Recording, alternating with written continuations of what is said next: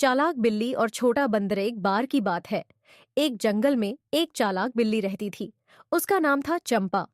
वह बहुत शरारती थी और हमेशा कुछ न कुछ नई तरकीबें सोचती रहती थी।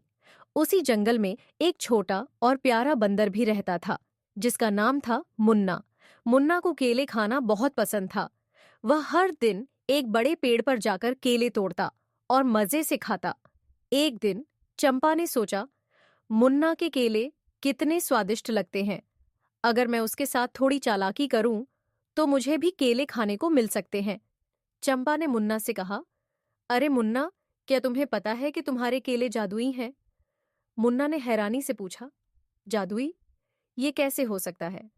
चंपा मुस्कुराई और बोली, अगर तुम मुझे एक केला दोगे तो मैं तुम्हें दिखाऊंगी कि ये केले तुम्हें आसमान में उड़ने की ताकत दे सकते हैं।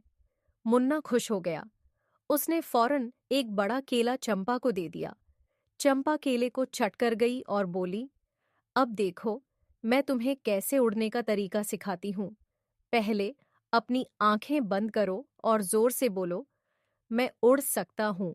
मुन्ना ने आंखें बंद की और जोर से चिल्लाया, मैं उड़ सकता हूँ।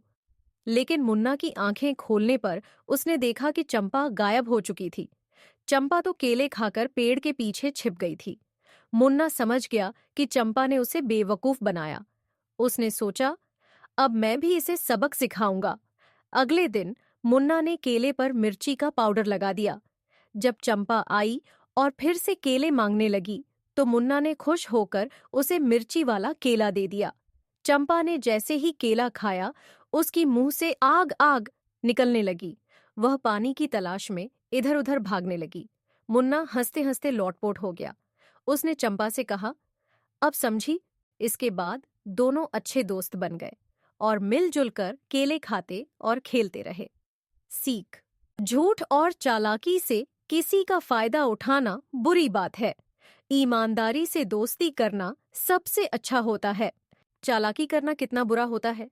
चंपा ने अपनी गलती मानी और वादा किया कि अब वह मुन्ना के साथ ईमानदारी से पेश आएगी। इसके बाद दोनों अच्छे दोस्त बन गए और मिल